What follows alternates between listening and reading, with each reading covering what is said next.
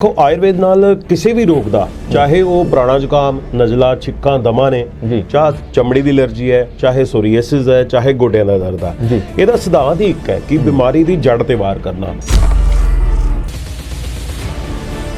देसी गां का देसी घ्यो नक च पाउण लई असीं शुरू तो कहते आ रहे हैं और अज पूरे हिंदुस्तान च लोग जिहड़े आ नक च देसी गां का देसी घ्यो पाउंदे आ। ईवन गोरियां ने भी पाउणा शुरू करता। पुराना जुकाम है बार बार छिक्का आउणियां 20 छिक्का आउणियां जो मरीजां नूं आउंदियां ने या दमायां दमे जिद्दां सीटियां दी आवाज़ आउंदी है साह चढ़दा खांसी आउंदी है ये सारे रोगां लई असीं 4 ਤੋਂ 5 महीने का मरीजां नूं कोर्स कराउने आ। 100 चों मैं कह सकदा भी जे दवाई पूरी खाधी जाए तो 100 चों 100 बंदिਆਂ ਨੂੰ रिजल्ट जिहड़ा वधिया मिलदा। अंग्रेजी कोई एक दवाई दिखा दो जिहदा पक्का इलाज करदी है सिर्फ वो सारी उम्र खाणियां ही पैंदियां ने और वधदियां जांदियां ने पर बीमारी नहीं कदे ठीक हुंदी। चमड़ी की एलर्जी दे विच कारण यह मन्निया जाता आयुर्वेद के मुताबिक कि साडे पेट की गर्मी पेट के अंदर जिहड़ी जहर इकट्ठी है वो अल्टीमेटली खून राही चमड़ी दे विच आ जाती है। जदों असीं ਉਹਦਾ विरेचन करते हैं यानी अंदर पेट की जहर साफ करने लई दवाइयां दिंदे जो पेट की जहर साफ हो जाती है निकल जाती शरीर चों बाहर फिर उदों चमड़ी की एलर्जी नूं आराम आना शुरू हो जाता। चमड़ी का कोई भी रोग है आराम आना शुरू हो जाता।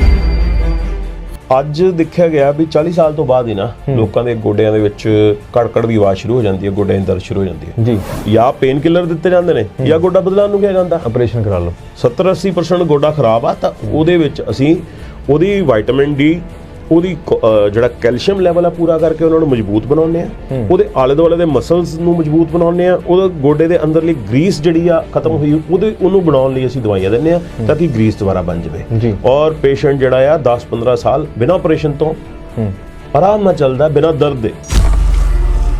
ਔਰ ਅਸੀਂ ਪਹਿਲੇ ਪੰਜਾਬੀ ਸੀ ਜਿਨ੍ਹਾਂ ਨੂੰ ਡਾਕਟਰ ਜਿਨ੍ਹਾਂ ਨੂੰ ਬ੍ਰਿਟਿਸ਼ ਪਾਰਲੀਮੈਂਟ ਸਨਮਾਨਿਤ ਕੀਤਾ ਗਿਆ ਸੀ ਐਲਰਜੀ ਦੇ ਖੋਜ ਕਰਕੇ। ਸਾਡੇ ਕੋਲ ਬਹੁਤ ਸਾਰੇ ਕੈਨੇਡਾ ਅਮਰੀਕਾ ਬੜੀਆਂ ਕੰਟਰੀਆਂ 'ਚ ਸਾਨੂੰ ਫੋਨ ਆਉਂਦੇ ਨੇ ਉਹਨਾਂ ਨਾਲ ਅਸੀਂ ਫਿਰ ਜਾਂ ਤਾਂ ਜ਼ੂਮ ਤੇ ਮੀਟਿੰਗ ਕਰਕੇ ਜਾਂ ਫੋਨ ਤੇ ਉਹਨਾਂ ਗੱਲ ਕਰਕੇ ਅਸੀਂ ਉਹਨਾਂ ਦੇ ਸਿੰਪਟਮ ਜਾਣ ਕੇ ਬਿਮਾਰੀ ਜਾਣ ਕੇ ਉਹਨਾਂ ਦੇ ਸਰੀਰ ਦੀ ਪ੍ਰਕਿਰਤੀ ਜਾਣ ਕੇ ਅਸੀਂ ਉਹਨਾਂ ਨੂੰ ਦਵਾਈਆਂ ਜਿਹੜੀਆਂ ਘਰ ਭੇਜ ਦਿੰਦੇ ਆ ਔਰ ਉਹ ਆਪਣੇ ਘਰ ਬੈਠੇ ਹੀ ਆਪਣਾ ਇਲਾਜ ਕਰਵਾ ਲੈਂਦੇ।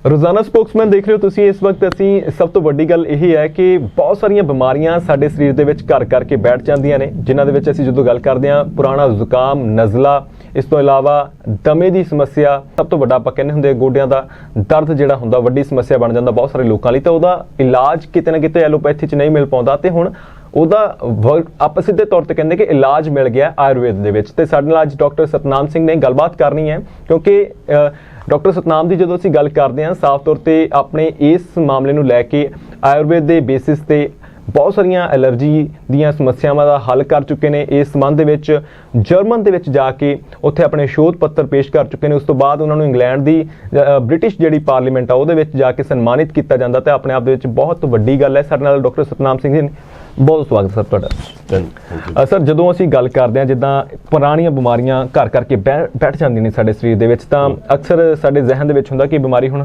ਜਾਣੀ ਨਹੀਂ ਤਾਂ ਅਸੀਂ ਲਗਾਤਾਰ ਲੋਕਾਂ ਦੇ ਵਿੱਚ ਰਹਿੰਦੇ ਹਾਂ ਤਾਂ ਲੋਕਾਂ ਦੇ ਵਿੱਚ ਵੀ ਵੱਡੀ ਸਮੱਸਿਆ ਰਹਿੰਦੀ ਹੈ ਕਿ ਬਿਮਾਰੀ ਜਾਣੀ ਨਹੀਂ ਇਹਦਾ ਇਲਾਜ ਕਿਵੇਂ ਹੋਵੇਗਾ। ਆਯੁਰਵੇਦ ਕਿਵੇਂ ਇਲਾਜ ਕਰਦਾ ਜੀ ਇਹਦਾ?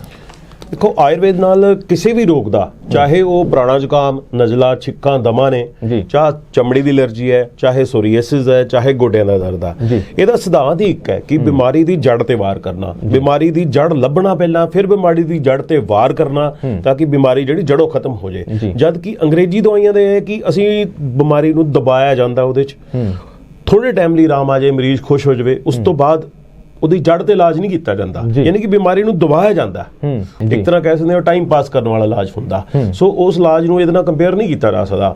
ਸੋ ਆਯੁਰਵੇਦ ਵਿੱਚ ਬਿਮਾਰੀ ਦੀ ਜੜ ਤੇ ਕੰਮ ਕੀਤਾ ਜਾਂਦਾ ਔਰ ਬਿਮਾਰੀ ਨੂੰ ਜੜੋਂ ਖਤਮ ਕਰਨ ਲਈ ਅਸੀਂ ਇਲਾਜ ਕਰਦੇ ਹਾਂ ਔਰ ਨਾਲ ਇਹਦੇ ਚ ਕਿਉਂਕਿ ਸਾਰੀਆਂ ਬਿਮਾਰੀਆਂ ਅੱਜ ਦੀ ਤਰੀਕ 'ਚ ਲਾਈਫ ਸਟਾਈਲ ਨਾਲ ਰਿਲੇਟਡ ਆ ਅਸੀਂ ਲਾਈਫ ਸਟਾਈਲ ਚੇਂਜ ਕਰ ਲਈ ਉਹਨਾਂ ਦਾ ਖੁਰਾਕ ਚੇਂਜ ਕਰਦੇ ਹਾਂ ਉਹਨਾਂ ਦੀ ਹੈਬਿਟਸ ਚੇਂਜ ਕਰਦੇ ਹਾਂ ਨਾਲ ਆਯੁਰਵੈਦਿਕ ਦਵਾਈ ਦਿੰਦੇ ਹਾਂ ਤਾਂ ਜਾ ਕੇ ਬਿਮਾਰੀ ਜਿਹੜੀ ਜੜੋਂ ਠੀਕ ਹੁੰਦੀ ਹੈ। ਜੀ ਡਾਕਟਰ ਸਾਹਿਬ ਜਦੋਂ ਅਸੀਂ ਆਯੁਰਵੇਦ ਦੀ ਗੱਲ ਕਰਦੇ ਹਾਂ ਤਾਂ ਲੋਕਾਂ ਦਾ ਭਰੋਸਾ ਕਿਸ ਤਰੀਕੇ ਨਾਲ ਬਣੇ ਤੁਸੀਂ ਕਿਸ ਤਰੀਕੇ ਨਾਲ ਇਹਦੀ ਸ਼ੋਧ ਸ਼ੁਰੂ ਕੀਤੀ ਕਦੋਂ ਕੰਮ ਸ਼ੁਰੂ ਕੀਤਾ ਵੀ ਹਾਂ ਇਸ ਤਰੀਕੇ ਦੇ ਨਾਲ ਵੀ ਲੋਕਾਂ ਦਾ ਪੱਕਾ ਇਲਾਜ ਜਿਹੜਾ ਆ ਉਹ ਹੋ ਸਕਦਾ? ਅਸੀਂ ਸਭ ਤੋਂ ਪਹਿਲਾਂ ਆਰੋਗਿਅਮ ਦੇ ਨਾਂ ਤੇ 1999 ਚ ਆਪਣਾ ਜਿਹੜਾ ਆਯੁਰਵੈਦਿਕ ਸੈਂਟਰ ਸ਼ੁਰੂ ਕੀਤਾ ਸੀਗਾ ਤਾਂ ਅਸੀਂ ਬਹੁਤ ਸਾਰੇ ਤਰ੍ਹਾਂ ਦੇ ਮਰੀਜ਼ ਦੇਖਦੇ ਸੀ ਪਰ ਸਾਨੂੰ ਐਲਰਜੀ ਵਿੱਚ ਸਭ ਤੋਂ ਜ਼ਿਆਦਾ ਰਿਜ਼ਲਟ ਮਿਲਦੇ ਸੀ।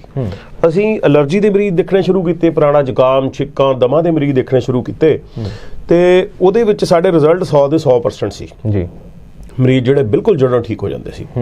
ਤੇ ਇਹ ਬੜੀ ਵੱਡੀ ਹੈਰਾਨੀ ਵਾਲੀ ਗੱਲ ਸੀਗੀ ਸਾਡੇ ਲਈ ਕਿ ਅਸੀਂ ਜਿੰਨੇ ਮਰੀਜ਼ ਦੇਖਦੇ ਆ ਲਗਭਗ 80-90 ਮਰੀਜ਼ ਬਿਲਕੁਲ ਜੜੋਂ ਠੀਕ ਹੋ ਜਾਂਦੇ ਆ ਤੇ ਬਾਕੀ 10-20% ਮਰੀਜ਼ ਜਿਹੜੇ ਨੇ ਉਹਨਾਂ ਨੂੰ ਆਰਾਮ ਆਉਂਦਾ। ਕਹਿਣਾ ਮਤਲਬ ਕਿ ਅਸੀਂ 20 ਸਾਲਾਂ ਤੋਂ ਇਹੀ ਇਲਾਜ ਕਰ ਰਹੇ ਸੀਗੇ। ਹਜ਼ਾਰਾਂ ਮਰੀਜ਼ਾਂ ਦੇ ਜੜ ਤੋਂ ਇਲਾਜ ਕਰਨ ਤੋਂ ਬਾਅਦ ਲਵਲੀ ਯੂਨੀਵਰਸਿਟੀ ਦੀ ਹੈਲਪ ਨਾਲ ਅਸੀਂ ਰਿਸਰਚ ਪੇਪਰ ਤਿਆਰ ਕੀਤਾ, ਜਿਹਨੂੰ ਕਿ ਅਸੀਂ ਨਾ ਇੰਟਰਨੈਸ਼ਨਲ ਪਲੇਟਫਾਰਮ ਤੇ ਅਸੀਂ ਰਿਕੁਐਸਟ ਭੇਜੀ ਕਿ ਸਾਨੂੰ ਉੱਥੇ ਸ਼ਾਮਲ ਹੋਣ ਦਾ ਮੌਕਾ ਦਿੱਤਾ ਜਾਵੇ। ਉੱਥੇ ਉਹ ਨਵੀਆਂ ਰਿਸਰਚਸ ਜਿਹੜੀਆਂ ਨੇ ਉਹ ਪੇਸ਼ ਕਰਨ ਦਾ ਮੌਕਾ ਦਿੱਤਾ ਗਿਆ ਸੀ। ਉਹਦੇ 'ਚ ਅਸੀਂ ਵੀ ਆਪਣੀ ਐਲਰਜੀ ਦੀ ਰਿਸਰਚ ਪੇਸ਼ ਕੀਤੀ ਸੀ। ਔਰ ਇਹ ਜਿਹੜੀ ਸਾਡੀ ਐਲਰਜੀ ਦੀ ਰਿਸਰਚ ਸੀ, ਸਾਰੇ ਉਸ ਦੇ ਨਤੀਜਿਆਂ ਨੂੰ ਦੇਖ ਕੇ ਨਾ ਬਹੁਤ ਹੈਰਾਨ ਹੋਏ। ਔਰ ਇਹ ਗੱਲ ਜਿਹੜੀ ਪੂਰੇ ਯੂਰਪ ਕਿ ਦੂਸਰੀਆਂ ਕੰਟਰੀਆਂ ਦੇ ਸਾਇੰਸਦਾਨਾਂ ਤੱਕ ਜਿਹੜੀ ਆ ਪਹੁੰਚੀ ਔਰ ਅੱਗ ਵਾਂਗੂ ਫੈਲੀ। ਸਰ, ਜਦੋਂ ਅਸੀਂ ਸ਼ੋਧ ਪੇਪਰ ਦੀ ਗੱਲ ਕਰੀਏ ਤੁਸੀਂ ਇਹ ਵੀ ਗੱਲਾਂ ਸਾਹਮਣੇ ਆਈਆਂ ਕਿ ਬਹੁਤ ਸਾਰੇ ਲੋਕਾਂ ਦਾ ਇਲਾਜ ਇਸ ਤਰੀਕੇ ਨਾਲ ਵੀ ਕੀਤਾ ਗਿਆ ਕਿ ਨੱਕ ਦੇ ਵਿੱਚ ਦੇਸੀ ਘਿਓ ਪਾ ਕੇ, ਤਾਂ ਜੋ ਸਾਡੇ ਆਯੁਰਵੇਦ ਦੇ ਵਿੱਚ ਬਹੁਤ ਸਾਰੀਆਂ ਚੀਜ਼ਾਂ ਸਾਨੂੰ ਮਿਲਦੀਆਂ ਨੇ, ਤਾਂ ਉਸ ਤਰੀਕੇ ਨਾਲ ਕਿੰਨਾ ਕੁ ਰਿਜ਼ਲਟ ਉਹਦਾ ਆਇਆ, ਕਿਸ ਤਰੀਕੇ ਨਾਲ ਇਲਾਜ ਕੀਤਾ ਗਿਆ ਉਹ? ਦੇਸੀ ਗਾਂ ਦਾ ਦੇਸੀ ਘਿਓ ਨੱਕ 'ਚ ਪਾਉਣ ਲਈ ਅਸੀਂ ਸ਼ੁਰੂ ਤੋਂ ਕਹਿੰਦੇ ਆ ਰਹੇ ਹਾਂ ਔਰ ਅੱਜ ਪੂਰੇ ਹਿੰਦੁਸਤਾਨ 'ਚ ਲੋਕ ਜਿਹੜੇ ਆ ਨੱਕ 'ਚ ਦੇਸੀ ਗਾਂ ਦਾ ਦੇਸੀ ਘਿਓ ਪਾਉਂਦੇ ਆ। ਈਵਨ ਗੋਰਿਆਂ ਨੇ ਵੀ ਪਾਉਣਾ ਸ਼ੁਰੂ ਕਰਤਾ ਜਾਂ ਬਦਾਮ ਰੋਗਨ ਪਾਉਣਾ ਸ਼ੁਰੂ ਕਰਤਾ। ਉਹਦੇ ਨਾਲ ਜਿਹੜਾ ਮਰੀਜ਼ਾਂ ਨੂੰ ਬਹੁਤ ਫਰਕ ਪੈਣਾ ਸ਼ੁਰੂ ਹੋ ਗਿਆ ਉੱਥੇ ਵੀ। ਸੋ ਇਹ ਜਿਹੜਾ ਦੇਸੀ ਨੁਸਖਾ ਆ ਅਸੀਂ ਬੜੀ ਦੇਰ ਤੋਂ ਕਹਿੰਦੇ ਆ, ਕਿਉਂਕਿ ਜਿਹੜਾ ਨੱਕ ਦੇ ਵਿੱਚ ਦੇਸੀ ਗਾਂ ਦਾ ਦੇਸੀ ਘਿਓ ਇੱਕ ਪਰਤ ਬਣਾ ਲੈਂਦਾ ਤਾਂ ਕਿ ਘੱਟਾ ਮਿੱਟੀ ਨੱਕ 'ਚ ਨਾ ਆਵੇ, ਅੰਦਰ ਨਾ ਜਾਵੇ, ਫੇਫੜਿਆਂ ਤੱਕ ਨਾ ਜਾਵੇ। ਯਾਨੀ ਐਲਰਜੀ ਜਿਹੜੀ ਸ਼ੁਰੂ ਜਿੱਥੋਂ ਹੁੰਦੀ ਆ ਉੱਥੇ ਰੋਕ ਦਿੱਤਾ ਜਾਂਦਾ ਤਾਂ ਕਿ ਅੱਗੇ ਐਲਰਜੀ ਵਧੇ ਨਾ। ਨੱਕ ਦੇ ਵਿੱਚ ਘਿਓ ਦੀ ਇੱਕ ਪਰਤ ਲੱਗੀ ਹੋਈ ਆ। ਘੱਟਾ ਮਿੱਟੀ ਐਲਰਜੀ ਦੇ ਕਾਰਨ ਨੱਕ ਦੀ ਝਿੱਲੀ ਤੱਕ ਟੱਚ ਹੀ ਨਹੀਂ ਹੋਣ ਦਿੰਦੇ। ਜਦੋਂ ਉਹ ਟੱਚ ਨਹੀਂ ਹੋਣਗੇ ਉੱਥੇ ਰੇਸ਼ਾ ਬਣੂਗਾ ਹੀ ਨਹੀਂ, ਉੱਥੇ ਛਿੱਕਾਂ ਹੋਣਗੀਆਂ ਹੀ ਨਹੀਂ, ਉੱਥੇ ਰੇਸ਼ਾ ਬਣ ਕੇ ਅੰਦਰ ਫੇਫੜਿਆਂ ਵਾਲੇ ਪਾਸੇ ਜਾਏਗਾ ਹੀ ਨਹੀਂ। ਸੋ ਫਿਲਟਰ ਵਾਂਗੂ ਕੰਮ ਕਰਦਾ ਔਰ ਇਹ ਬਹੁਤ ਇਫੈਕਟਿਵ ਦੇਸੀ ਨੁਸਖਾ ਹੋਇਆ। ਪੂਰੀ ਦੁਨੀਆ ਨੇ ਇਹਨੂੰ ਮੰਨਿਆ ਇਸ ਚੀਜ਼ ਨੂੰ। ਸਰ, ਜਦੋਂ ਆਯੁਰਵੇਦ ਦੀ ਗੱਲ ਕਰੀਏ ਅਸੀਂ ਅਕਸਰ ਦੇਖਦੇ ਹਾਂ ਕਿ ਬਹੁਤ ਸਾਰੀਆਂ ਚੀਜ਼ਾਂ ਦਾ ਇਲਾਜ ਇਹਦੇ ਵਿੱਚ ਹੋ ਜਾਂਦਾ। ਹੁਣ ਜਿੱਦਾਂ ਤੁਸੀਂ ਦਮੇ ਦੀ ਗੱਲ ਕੀਤੀ, ਬੜੀ ਅਹਿਮ ਇਸ ਵੇਲੇ ਜ਼ਰੂਰਤ ਵੀ ਹੈ ਲੋਕਾਂ ਨੂੰ ਇਸ ਜਾਣਕਾਰੀ ਦੀ ਕਿ ਕਿਉਂਕਿ ਪੋਲਿਊਸ਼ਨ ਵੱਧਦਾ ਜਾ ਰਿਹਾ, ਉਹਦੇ ਕਰਕੇ ਇਹਦੀ ਦਮੇ ਦੀ ਸਮੱਸਿਆ ਬਹੁਤ ਵੱਡੇ ਪੱਧਰ ਤੇ ਵੱਧ ਵੀ ਰਹੀ ਹੈ। ਤਾਂ ਦੇਸੀ ਘੀ ਦੇ ਨਾਲ ਹੋਰ ਤੁਹਾਨੂੰ ਕੀ ਲੱਗਦਾ ਕਿ ਇਹ ਦਮੇ ਦੀ ਸਮੱਸਿਆ ਤੋਂ ਕਿਸ ਤਰੀਕੇ ਨਾਲ ਬਚਿਆ ਜਾ ਸਕਦਾ ਆਯੁਰਵੇਦ ਦੇ ਜ਼ਰੀਏ? ਆਯੁਰਵੈਦਿਕ ਤਰੀਕੇ ਨਾਲ ਅਸੀਂ ਜਿਹੜੀ ਪੁਰਾਣਾ ਜ਼ੁਕਾਮ ਆ, ਬਾਰ-ਬਾਰ ਛਿੱਕਾਂ ਆਉਣੀਆਂ, 20 ਛਿੱਕਾਂ ਆਉਣੀਆਂ ਜਦੋਂ ਮਰੀਜ਼ਾਂ ਨੂੰ ਆਉਂਦੀਆਂ ਨੇ, ਜਾਂ ਦਮੇ ਜਿੱਦਾਂ ਸੀਟੀਆਂ ਦੀ ਆਵਾਜ਼ ਆਉਂਦੀ ਆ, ਸਾਹ ਚੜਦਾ, ਖਾਂਸੀ ਆਉਂਦੀ ਹੈ, ਇਹ ਸਾਰੇ ਰੋਗਾਂ ਲਈ ਅਸੀਂ 4 ਤੋਂ 5 ਮਹੀਨੇ ਦਾ ਮਰੀਜ਼ਾਂ ਨੂੰ ਕੋਰਸ ਕਰਾਉਂਦੇ ਆ ਦੇਸੀ ਦਵਾਈਆਂ ਦਾ, ਜਿਹੜਾ ਸਾਡੀ ਫਾਰਮੂਲੇਸ਼ਨਸ ਪੁਰਾਣੀਆਂ ਚੱਲੀਆਂ ਆ ਰਹੀਆਂ ਨੇ, ਜਿਨ੍ਹਾਂ ਦੇ ਬੇਸ ਤੇ ਅਸੀਂ ਬਹੁਤ ਸਾਰੇ ਮਰੀਜ਼ ਠੀਕ ਕਰ ਚੁੱਕੇ ਆ। 4 ਤੋਂ 5 ਮਹੀਨੇ ਦਾ ਕੋਰਸ ਕਰਾ ਕੇ ਮਰੀਜ਼ ਬਿਲਕੁਲ ਜੜੋਂ ਠੀਕ ਹੋ ਜਾਂਦਾ। ਕੁਝ ਉਹਦੇ ਵਿੱਚ ਪਰਹੇਜ਼ ਅਸੀਂ ਦੱਸੀਦੇ ਨੇ, ਜਿਵੇਂ ਠੰਡੀ, ਖੱਟੀ, ਤਲੀ ਤੇ ਮੈਦੇ ਵਾਲੀ ਚੀਜ਼ ਨਹੀਂ ਖਾਣੀ, ਕਿਉਂਕਿ ਇਹਨਾਂ ਨਾਲ ਐਲਰਜੀ ਬਹੁਤ ਜ਼ਿਆਦਾ ਵੱਧਦੀ ਹੈ। ਸੋ ਦੂਸਰੀਆਂ ਕੁਝ ਹੋਰ ਪਰਹੇਜ਼ ਦੱਸ ਕੇ ਅਸੀਂ ਜਿਹੜਾ ਇਹਨਾਂ ਮਰੀਜ਼ਾਂ ਦਾ ਇਲਾਜ ਕਰਦੇ ਆ। ਔਰ ਮਰੀਜ਼ 100 ਚੋਂ 80-90 ਮਰੀਜ਼ ਜਿਹੜੇ ਨੇ ਬਿਲਕੁਲ ਜੜੋਂ ਠੀਕ ਹੋ ਜਾਂਦੇ ਨੇ ਔਰ ਉਹਨਾਂ ਨੂੰ ਕਦੇ ਵੀ ਦਵਾਈ ਦੀ ਲੋੜ ਨਹੀਂ ਪੈਂਦੀ। ਕੁਝ ਮਰੀਜ਼ ਨੇ ਜਿਨ੍ਹਾਂ ਨੂੰ ਫਰਕ ਨਹੀਂ ਪੈਂਦਾ, ਉਹਦੇ 'ਚ ਰੀਜ਼ਨ ਇਹ ਹੁੰਦਾ ਕਿ ਉਹਨਾਂ ਨੂੰ ਅਸੀਂ ਯੋਗ ਕਰਨ ਨੂੰ ਕੁਝ ਕਹੀਦਾ, ਘਿਓ ਪਾਉਣ ਨੂੰ ਕਹੀਦਾ, ਉਹ ਵਿੱਚ ਛੱਡ ਜਾਂਦੇ ਨੇ, ਜਾਂ ਕਈ ਵਾਰੀ ਉਹ ਦਵਾਈ ਪੂਰੀ ਨਹੀਂ ਖਾਂਦੇ, ਉਹਦੇ ਕਰਕੇ ਵੀ ਰਿਸਪੌਂਸ ਕਈ ਵਾਰੀ ਬਹੁਤ ਥੋੜੇ ਲੋਕਾਂ ਨੂੰ ਜਿਹੜਾ ਨਹੀਂ ਮਿਲਦਾ। ਪਰ 100 ਚੋਂ ਮੈਂ ਕਹਿ ਸਕਦਾ ਵੀ ਜੇ ਦਵਾਈ ਪੂਰੀ ਖਾਧੀ ਜਾਵੇ ਤਾਂ 100 ਚੋਂ 100 ਬੰਦਿਆਂ ਨੂੰ ਰਿਜ਼ਲਟ ਜਿਹੜਾ ਵਧੀਆ ਮਿਲਦਾ। ਜੀ ਸਰ, ਸੋਰੀਆਸਿਸ ਬਿਮਾਰੀ ਦਾ ਵੀ ਇਸ ਵੇਲੇ ਬਹੁਤ ਵੱਡਾ ਪ੍ਰਕੋਪ ਹੈ, ਬਹੁਤ ਸਾਰੇ ਲੋਕ ਇਸ ਨਾਲ ਵੀ ਪ੍ਰਭਾਵਿਤ ਹੋ ਰਹੇ ਨੇ, ਤਾਂ ਇਹ ਕਿਉਂ ਹੁੰਦੀ, ਕਾਰਨ ਕੀ ਰਹਿੰਦੇ ਨੇ, ਲੱਛਣ ਕਿਵੇਂ ਪਤਾ ਲੱਗਦੇ ਨੇ, ਤੇ ਉਸ ਤੋਂ ਬਾਅਦ ਆਯੁਰਵੇਦ ਦੇ ਵਿੱਚ ਇਸ ਦਾ ਇਲਾਜ ਕਿਵੇਂ ਹੈਗਾ? ਸੋਰੀਆਸਿਸ ਇੱਕ ਚਮੜੀ ਦੀ ਬੜੀ ਹੀ ਨਾਮਰਦ ਬਿਮਾਰੀ ਹੈ, ਜਿਹਦੇ ਵਿੱਚ ਸਾਡੀ ਚਮੜੀ ਜਿਹੜੀ ਹੈ ਨਾ ਉਹ ਆਪਣੇ ਅਗੇਂਸਟ ਹੀ ਕੰਮ ਕਰਨਾ ਸ਼ੁਰੂ ਕਰ ਦਿੰਦੀ ਹੈ। ਇਹਦੇ ਵਿੱਚ ਕੀ ਹੁੰਦਾ, ਚਮੜੀ ਜਿਹੜੀ ਆ ਉਹ ਪਹਿਲਾਂ ਤਾਂ ਲਾਲ ਰੰਗ ਦੇ ਜਿਹੜੇ ਨੇ ਛਾਲੇ ਜਿਹੇ ਪੈਣੇ ਸ਼ੁਰੂ ਹੋ ਜਾਂਦੇ ਨੇ ਔਰ ਉਹ ਚਮੜੀ ਦੇ ਉੱਪਰ ਚਮੜੀ ਬੰਨੀ ਸ਼ੁਰੂ ਹੋ ਜਾਂਦੀ, ਜਿਵੇਂ ਚਮੜੀ ਦੇ ਉੱਪਰ ਅਲੱਗ-ਅਲੱਗ ਲੇਅਰਸ ਚਮੜੀ ਦੀਆਂ ਬਣਨੀਆਂ ਸ਼ੁਰੂ ਹੋ ਜਾਂਦੀਆਂ। ਫਿਰ ਉਹ ਉੱਤੇ ਸਿਲਵਰ ਕਲਰ ਦੀਆਂ ਜਾਂ ਚਿੱਟੇ ਰੰਗ ਦੀ ਪਪੜੀਆਂ ਜਿਹੀਆਂ ਉਤਰਨੀਆਂ ਸ਼ੁਰੂ ਹੋ ਜਾਂਦੀਆਂ। ਇਹ ਬਿਮਾਰੀ ਜਿਹੜੀ ਹੈ ਛੋਟੀ ਉਮਰ 'ਚ ਵੀ ਹੋ ਸਕਦੀ ਹੈ, ਵੱਡੀ ਉਮਰ 'ਚ ਵੀ ਹੋ ਸਕਦੀ ਹੈ। ਇਹਦੇ 'ਚ ਖਾਰਿਸ਼ ਵੀ, ਕਈ ਵਾਰੀ ਖਾਰਿਸ਼ ਬਹੁਤ ਜ਼ਿਆਦਾ ਹੁੰਦੀ ਹੈ, ਕਈ ਵਾਰੀ ਖਾਰਿਸ਼ ਨਹੀਂ ਹੁੰਦੀ। 2-3 ਤਰ੍ਹਾਂ ਦੀ ਸੋਰੀਆਸਿਸ ਮੰਨੀ ਜਾਂਦੀ ਹੈ। ਸਰ, ਸਿੱਧੇ ਤਰ੍ਹਾਂ ਜੇ ਅਸੀਂ ਸਮਝਣਾ ਹੋਵੇ ਦੇਸੀ ਭਾਸ਼ਾ ਦੇ ਵਿੱਚ, ਕਾਰਨ ਕੀ ਹੁੰਦੇ ਨੇ, ਕਿਉਂ ਹੋ ਜਾਂਦੀ ਹੈ? ਕੀ ਕੁਝ ਗਲਤ ਖਾਣ ਦੇ ਨਾਲ ਹੁੰਦੀ ਹੈ ਜਾਂ ਕੋਈ ਅਣਗਹਿਲੀ ਦੇ ਕਾਰਨ ਹੁੰਦੀ ਹੈ ਬਿਮਾਰੀ? ਦੇਖੋ ਜੀ, ਆਟੋਇਮਿਊਨ ਡਿਸਆਰਡਰ ਦਾ ਅੱਜ ਤੱਕ ਦੁਨੀਆ ਵਿੱਚ ਕਿਸੇ ਵੀ ਪੈਥੀ 'ਚ ਇਹ ਪਤਾ ਨਹੀਂ ਲੱਗ ਸਕਿਆ ਬਿਮਾਰੀ ਕਿਉਂ ਹੁੰਦੀ ਹੈ। ਆਟੋਇਮਿਊਨ ਡਿਸਆਰਡਰ ਦਾ ਮਤਲਬ ਸਰੀਰ ਆਪਣੇ ਅਗੇਂਸਟ ਆਪ ਹੀ ਕੰਮ ਕਰ ਰਿਹਾ ਪਿਆ, ਉਹਦਾ ਕਿਸੇ ਨੂੰ ਅੱਜ ਤੱਕ ਇਹ ਨਹੀਂ ਪਤਾ। ਯਾਨੀ ਕਿ ਕੁਦਰਤ ਦਾ ਸਿਸਟਮ ਹੀ ਬਦਲਤਾ ਸੀ, ਕੁਦਰਤ ਦਾ ਸਿਸਟਮ ਹੀ ਜਿਹੜਾ ਉਲਟ ਹੋ ਗਿਆ, ਸਾਡੇ ਖਿਲਾਫ ਹੀ ਕੰਮ ਕਰਨਾ ਸ਼ੁਰੂ ਹੋ ਗਿਆ। ਇਹੋ ਜਿਹੀਆਂ ਚੀਜ਼ਾਂ ਉਦੋਂ ਹੀ ਹੋਣਗੀਆਂ ਜਦੋਂ ਅਸੀਂ ਕੁਦਰਤ ਦੇ ਖਿਲਾਫ ਕੰਮ ਕਰਾਂਗੇ। ਯਾਨੀ ਅਸੀਂ ਇਹੋ ਜਿਹੀ ਖੁਰਾਕ ਲਾਵਾਂਗੇ ਜਿਹੜੀ ਸਾਡੇ ਕੈਮੀਕਲ ਸਾਡੇ ਸਰੀਰ ਦੇ ਅੰਦਰ ਜਾਣ, ਸਾਡੇ ਅੰਦਰ ਬਹੁਤ ਜ਼ਿਆਦਾ ਖਾਣਾ ਜੀ ਜਿਹੜਾ ਜਾ ਰਿਹਾ ਖਾਵਾਂਗੇ ਹੋਵੇ। ਕੈਮੀਕਲ ਜਾ ਰਹੇ ਨੇ ਔਰ ਉਹ ਪਚਦੇ ਨਹੀਂ ਆ ਔਰ ਇੱਕ ਜਗ੍ਹਾ ਤੇ ਇਕੱਠੇ ਜ਼ਹਿਰ ਬਣਾ ਕੇ ਇੱਕ ਜਗ੍ਹਾ ਤੇ ਇਕੱਠੇ ਹੋ ਜਾਂਦੇ ਨੇ ਔਰ ਇਹ ਜਿਹੜਾ ਜ਼ਹਿਰ ਹੈ ਇਹ ਖੂਨ ਰਾਹੀਂ ਫਿਰ ਚਮੜੀ ਦੇ ਵਿੱਚ ਆਉਣਾ ਸ਼ੁਰੂ ਹੋ ਜਾਂਦਾ ਹੈ। ਤੇ ਇਲਾਜ ਦੀ ਗੱਲ ਕਰਦੇ ਆ, ਆਯੁਰਵੇਦ ਦੇ ਵਿੱਚ ਕਿਵੇਂ ਇਲਾਜ ਹੈਗਾ ਤੇ ਲੋਕੀ ਕਈ ਸਿੱਧੇ ਤੌਰ ਤੇ ਛੇਤੀ ਇਲਾਜ ਚਾਹੁੰਦੇ ਹੁੰਦੇ ਨੇ ਤਾਂ ਫਿਰ ਐਲੋਪੈਥੀ ਵੱਲ ਜਾਂਦੇ ਨੇ। ਬਿਲਕੁਲ, ਇਹਦੇ ਵਿੱਚ ਅੰਗਰੇਜ਼ੀ ਵਿੱਚ ਤਾਂ ਡਾਕਟਰ ਸਿੱਧਾ ਜਵਾਬ ਦੇ ਦਿੰਦੇ ਆ ਕਿ ਇਹਦਾ ਇਲਾਜ ਨਹੀਂ ਹੈਗਾ। ਸਟੀਰੋਇਡ ਦੀ ਛੋਟੀ ਜਿਹੀ ਗੋਲੀ ਸ਼ੁਰੂ ਕਰ ਦਿੰਦੇ ਨੇ ਜਾਂ ਕਰੀਮ ਲਾਉਣੀ ਸ਼ੁਰੂ ਕਰ ਦਿੰਦੇ ਨੇ, ਉਹ ਦੇ ਦਿੰਦੇ ਆ ਔਰ ਇਹਦਾ ਕਹਿੰਦੇ ਕਿ ਇਹਦਾ ਇਲਾਜ ਸਾਡੇ ਕੋਲ ਨਹੀਂ ਹੈਗਾ। ਲੇਕਿਨ ਆਯੁਰਵੇਦ ਦੇ ਵਿੱਚ ਅਸੀਂ ਸੋਰੀਆਸਿਸ ਦੇ ਮਰੀਜ਼ਾਂ ਦਾ ਇਲਾਜ ਕੀਤਾ ਜੀ, ਬਹੁਤ ਸਾਰੇ ਮਰੀਜ਼ਾਂ ਦਾ ਇਲਾਜ ਕੀਤਾ ਔਰ ਜ਼ਿਆਦਾਤਰ ਮਰੀਜ਼ ਜਿਹੜੇ ਬਿਲਕੁਲ ਜੜੋਂ ਠੀਕ ਹੋ ਜਾਂਦੇ ਨੇ। ਪਰ ਇਹਦੇ 'ਚ ਥੋੜਾ ਜਿਹਾ ਸਬਰ ਰੱਖਣਾ ਪੈਂਦਾ, ਯਾਨੀ ਕਿ ਕੋਰਸ ਦਾ ਜਿਹੜਾ ਦਵਾਈ ਜਿਹੜੀ ਨਾ ਲੰਬਾ ਟਾਈਮ ਚੱਲਦੀ ਹੈ ਔਰ ਪਰਹੇਜ਼ ਕਾਫੀ ਕਰਨੇ ਪੈਂਦੇ ਨੇ। ਜਿਵੇਂ ਇਹ ਸਰਦੀਆਂ 'ਚ ਪ੍ਰੋਬਲਮ ਬਹੁਤ ਜ਼ਿਆਦਾ ਵੱਧ ਜਾਂਦੀ ਹੈ ਜੀ। ਸਰਦੀਆਂ ਵਿੱਚ ਇਹਨਾਂ ਦੇ ਜਿਹੜਾ ਗਰੀ ਦਾ ਤੇਲ ਅਸੀਂ ਕਹਿੰਦੇ ਸਾਰਾ ਦਿਨ ਖੁਸ਼ਕੀ ਜੀ ਹੋ ਜਾਂਦੀ ਆ ਔਰ ਗਰੀ ਦਾ ਤੇਲ ਅਸੀਂ ਕਹਿੰਦੇ ਸਾਰਾ ਦਿਨ ਮਲਦੇ ਰਹੋ, ਇਹੋ ਜਿਹੀਆਂ ਚੀਜ਼ਾਂ ਅਸੀਂ ਨਾਲ ਕਹਿੰਦੇ ਆ। ਪਲੱਸ ਅਸੀਂ ਖੁਰਾਕ ਦੇ ਵਿੱਚ ਵਰਤ ਰਖਾਉਂਦੇ ਆ, ਇੱਕ ਵਿਰੇਚਨ ਹੁੰਦਾ ਉਹ ਦਵਾਈ ਦੇ ਕੇ ਪੇਟ ਸਾਫ਼ ਕਰਾਉਂਦੇ ਆ ਲੂਜ਼ ਮੋਸ਼ਨ ਰਾਹੀਂ, ਉਹਦੇ ਨਾਲ ਇਹਦਾ ਬਹੁਤ ਵਧੀਆ ਰਿਜ਼ਲਟਸ ਮਿਲਦੇ ਨੇ ਜੀ। ਸਰ ਜਦੋਂ ਹੁਣ ਐਲਰਜੀ ਦੀ ਗੱਲ ਕਰੀਏ, ਐਲਰਜੀ ਵੀ ਵੱਡੀ ਸਮੱਸਿਆ ਬਣ ਗਈ ਹੈ, ਉਹਦਾ ਵੀ ਕਿਤੇ ਨਾ ਕਿਤੇ ਆਪਾਂ ਕਹਿ ਲਈਏ ਵੀ ਕਨੈਕਸ਼ਨ ਸਾਡੇ ਵੱਧਦੀ ਜਾ ਰਹੀ ਪਾਪੂਲੇਸ਼ਨ ਤੇ ਉਸ ਤੋਂ ਬਾਅਦ ਕ੍ਰੀਏਟ ਹੋ ਰਿਹਾ ਪੋਲਿਊਸ਼ਨ ਜਿਹੜਾ ਹੈਗਾ ਉਹ ਕਾਰਨ ਵੱਡਾ ਬਣ ਰਿਹਾ। ਕਾਰਨਾਂ ਵਿੱਚ ਪੁਰਾਣਾ ਜ਼ੁਕਾਮ, ਛਿੱਕਾਂ, ਦਮਾ ਦੇ ਬਾਰੇ ਮੈਂ ਤੁਹਾਨੂੰ ਦੱਸ ਦਿੰਦਾ ਕਿ ਇਹਨਾਂ ਵਿੱਚ ਸਭ ਤੋਂ ਪਹਿਲਾਂ ਜਿਹੜਾ ਨਾ ਮਰੀਜ਼ ਨੂੰ ਛਿੱਕਾਂ ਆਉਣੀਆਂ ਸ਼ੁਰੂ ਹੁੰਦੀਆਂ ਸਵੇਰੇ ਉੱਠਦੇ ਸਾਰ ਜਾਂ ਨਹਾਉਣ ਵੇਲੇ 20 ਛਿੱਕਾਂ, ਲਗਾਤਾਰ ਛਿੱਕਾਂ ਆਉਂਦੀਆਂ ਰਹਿੰਦੀਆਂ ਜੀ।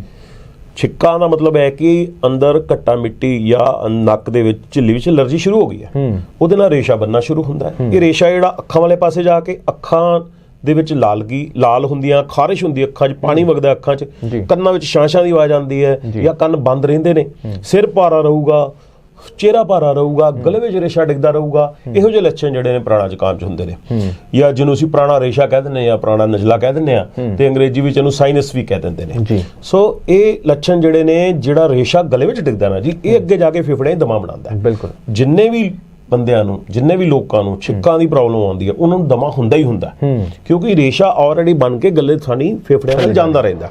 ਮਰੀਜ਼ ਨੂੰ ਪਹਿਲਾਂ ਸਿੰਪਟਮ ਨਹੀਂ ਆਉਂਦੇ, ਹੌਲੀ ਹੌਲੀ ਪਤਾ ਲੱਗਦਾ ਵੀ ਉਹਨੂੰ ਸਾਹ ਚੜਨ ਦੀ ਪ੍ਰੋਬਲਮ ਸ਼ੁਰੂ ਹੋ ਗਈ ਆ, ਉਹਨੂੰ ਖਾਂਸੀ ਦੀ ਪ੍ਰੋਬਲਮ ਸ਼ੁਰੂ ਹੋ ਗਈ ਆ, ਉਹ ਸੀਟੀਆਂ ਦੀ ਆਵਾਜ਼ ਹਲਕੀ ਹਲਕੀ ਆਉਣੀਆਂ ਸ਼ੁਰੂ ਹੋ ਗਈਆਂ ਨੇ। ਫਿਰ ਅਲਟੀਮੇਟਲੀ ਮਰੀਜ਼ ਨੂੰ ਐਕਸ-ਰੇ ਕਰਾ ਕੇ ਡਾਕਟਰ ਪੰਪ ਤੇ ਲਾ ਦਿੰਦੇ ਨੇ, ਸਟੀਰੋਇਡਲ ਪੰਪ ਤੇ ਜਾਂ ਦੂਸਰੇ ਪੰਪਾਂ ਦੇ ਉੱਪਰ, ਜਿਨ੍ਹਾਂ ਦੇ ਬਹੁਤ ਜ਼ਿਆਦਾ ਸਾਈਡ ਇਫੈਕਟ ਨੇ। ਬਿਲਕੁਲ, ਇਸ ਵੇਲੇ ਇਹ ਗੱਲ ਕਰਨੀ ਬਹੁਤ ਜ਼ਰੂਰੀ ਹੈ। ਸਾਡੇ ਦਰਸ਼ਕ ਜਿੰਨੇ ਵੀ ਦੇਖ ਰਹੇ ਨੇ, ਅਸੀਂ ਕੋਸ਼ਿਸ਼ ਕਰਦੇ ਹੁੰਦੇ ਕਿ ਤੁਹਾਡੇ ਲਈ ਜਾਣਕਾਰੀ ਭਰਪੂਰ ਇੰਟਰਵਿਊ ਲੈ ਕੇ ਆਈਏ, ਤਾਂ ਇਹਦੇ ਵਿੱਚ ਬੜੀ ਅਹਿਮ ਗੱਲ ਹੈ। ਇਸ ਵੇਲੇ ਅਸੀਂ ਲਗਾਤਾਰ ਨੰਬਰ ਵੀ ਤੁਹਾਨੂੰ ਡਿਸਪਲੇ ਕਰ ਰਹੇ ਹਾਂ, ਤੁਸੀਂ ਡਾਕਟਰ ਸਾਹਿਬ ਦੇ ਨਾਲ ਜੇ ਰਾਬਤਾ ਕਰਨਾ ਤਾਂ ਉਸ ਫੋਨ ਦੇ ਉੱਪਰ ਰਾਬਤਾ ਕਰ ਸਕਦੇ ਹੋ, ਕਿਉਂਕਿ 24 ਆਵਰ ਸਰਵਿਸ ਦਿੰਦੇ ਨੇ। ਲੋਕਾਂ ਦੇ ਵਿੱਚ ਜਿੰਨੀਆਂ ਵੀ ਸਮੱਸਿਆਵਾਂ, ਜਿੰਨੇ ਵੀ ਭਰਮ ਹੁੰਦੇ ਨੇ, ਖਾਸ ਕਰਕੇ ਉਹਨਾਂ ਨੂੰ ਵੀ ਦੂਰ ਕਰਦੇ ਨੇ ਕਿ ਕਿਸ ਤਰੀਕੇ ਨਾਲ ਕਿਹੜੀਆਂ ਬਿਮਾਰੀਆਂ, ਅਕਸਰ ਅਸੀਂ ਕਹਿ ਦਿੰਦੇ ਕਿ ਇਲਾਜ ਨਹੀਂ ਹੈਗਾ, ਬਹੁਤ ਸਾਰੀਆਂ ਬਿਮਾਰੀਆਂ ਕਹਿ ਦਿੰਦੇ ਆ, ਤਾਂ ਉਹਨਾਂ ਦਾ ਇਲਾਜ ਲਗਾਤਾਰਤਾ ਦੇ ਵਿੱਚ ਕੀਤਾ ਜਾ ਰਿਹਾ। ਸਰ ਜਿੱਦਾਂ ਹੁਣ ਤੁਸੀਂ ਗੱਲ ਕਰ ਰਹੇ ਸੀਗੇ ਕਿ ਸਾਈਡ ਇਫੈਕਟ, ਅੰਗਰੇਜ਼ੀ ਦਵਾਈਆਂ ਲੋਕੀ ਖਾਣ ਦੇ ਲਈ ਮਜਬੂਰ ਨੇ ਕਿਉਂਕਿ ਛੇਤੀ ਇਲਾਜ ਦਾ ਰਿਜ਼ਲਟ ਛੇਤੀ ਮਿਲਦੇ ਨੇ, ਪਰ ਉਹ ਬਿਮਾਰੀ ਮਰਦੀ ਨਹੀਂ, ਖਤਮ ਨਹੀਂ ਹੁੰਦੀ।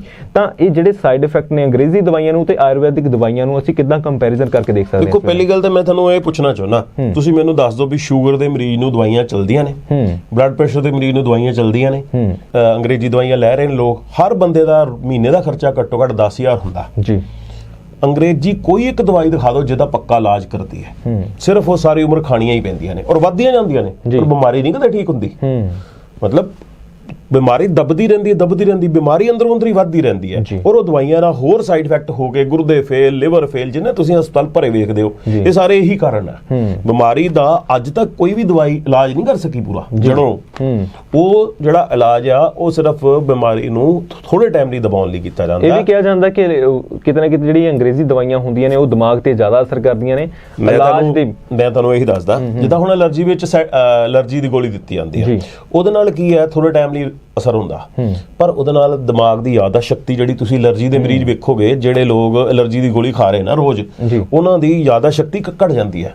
ਉਹ ਇੱਕ ਫੋਨ ਨੰਬਰ ਵੀ ਲੈਣਾ ਤੇ ਦੁਬਾਰਾ ਉਹਨੂੰ ਉਹ ਉਸੇ ਵੇਲੇ ਭੁੱਲ ਜਾਂਦਾ ਨਾ, ਵੀ ਮਤਲਬ ਛੋਟੀ ਛੋਟੀ ਚੀਜ਼ਾਂ ਭੁੱਲਣੀਆਂ ਸ਼ੁਰੂ ਹੋ ਜਾਂਦੀਆਂ। ਉਹ ਦਿਮਾਗ ਦੇ ਵਿੱਚ ਨਾ ਬੱਦਲ ਜੇ ਛਾਏ ਰਹਿਣਗੇ, ਜਿਵੇਂ ਭਾਰਾ ਸਿਰ ਰਹਿੰਦਾ, ਉਹਨਾਂ ਦਾ ਕਿਸੇ ਵੀ ਚੀਜ਼ 'ਚ ਕੰਸੈਂਟਰੇਸ਼ਨ ਨਹੀਂ ਬਣਦੀ। ਜਿੱਦਾਂ ਕੋਈ ਪੜ੍ਹਨਾ ਆ, ਪੜ੍ਹਨ ਵਿੱਚ ਦਿਮਾਗ ਨਹੀਂ ਲੱਗਣਾ, ਕਿਸੇ ਚੀਜ਼ ਦਿਮਾਗ ਨਹੀਂ ਲੱਗਣਾ, ਟੈਨਸ਼ਨ ਬਹੁਤ ਜਲਦੀ ਹੋਣੀ ਸ਼ੁਰੂ ਹੋ ਜਾਂਦੀ ਹੈ। ਇਹੋ ਜਿਹੇ ਜਿਹੜੀਆਂ ਦਵਾਈਆਂ ਨੇ ਲੰਬਾ ਟਾਈਮ ਟਾਈਮ ਲੈਣਾ ਇਹੋ ਜਿਹੇ ਦਿਮਾਗ ਤੇ ਸਾਈਡ ਇਫੈਕਟ ਆਉਣੇ ਸ਼ੁਰੂ ਹੁੰਦੇ ਆ। ਉਹ ਸਟੀਰੋਇਡ ਦੀ ਗੱਲ ਕਰੋ, ਹੁਣ ਹਰ ਜਗ੍ਹਾ ਤੇ ਜਿੱਥੇ ਕੋਈ ਆਰਾਮ ਨਹੀਂ ਆਉਂਦਾ ਦਵਾਈ ਦਾ ਉੱਥੇ ਸਟੀਰੋਇਡ ਚੱਕ ਦੇ ਦਿੰਦੇ ਨੇ। ਜੇ ਬਿਮਾਰੀ ਸਮਝ ਨਾ ਆਵੇ ਤੇ ਸਟੀਰੋਇਡ ਚੱਕ ਦੇ ਦਿੰਦੇ ਨੇ। ਸਟੀਰੋਇਡ ਐਡੀ ਕੁ ਖਤਰਨਾਕ ਚੀਜ਼ ਹੈ, ਐਡੀ ਕੁ ਖਤਰਨਾਕ ਚੀਜ਼ ਆ ਕਿ ਇਹ ਸਾਰੇ ਸਰੀਰ ਦੇ ਅੰਗਾਂ ਨੂੰ ਖਰਾਬ ਕਰ ਦਿੰਦੀ ਹੈ, ਲਿਵਰ ਨੂੰ ਵੱਡਾ ਕਰਦੀ ਹੈ, ਲਿਵਰ ਦੇ ਜਿਹੜੇ ਟੈਸਟ ਆ ਖਰਾਬ ਆਉਣੇ ਸ਼ੁਰੂ ਹੋ ਜਾਂਦੇ ਨੇ। ਔਰ ਇਹਦੇ ਨਾਲ ਮਰੀਜ਼ਾਂ ਵਿੱਚ ਆਮ ਤੌਰ ਤੇ ਦੇਖਿਆ ਕਿ ਮਰੀਜ਼ ਕਹਿੰਦਾ ਜੀ ਮੈਂ ਉੱਥੋਂ ਦਵਾਈ ਖਾਧੀ ਸੀ, ਮੇਰੇ ਆਰਾਮ ਤਾਂ ਆ ਗਿਆ ਪਰ ਮੇਰਾ ਭਾਰ ਵਧਣਾ ਸ਼ੁਰੂ ਹੋ ਗਿਆ, ਸਰੀਰ ਫੁੱਲਣਾ ਸ਼ੁਰੂ ਹੋ ਜਾਂਦਾ ਸਟੀਰੋਇਡ ਨਾਲ।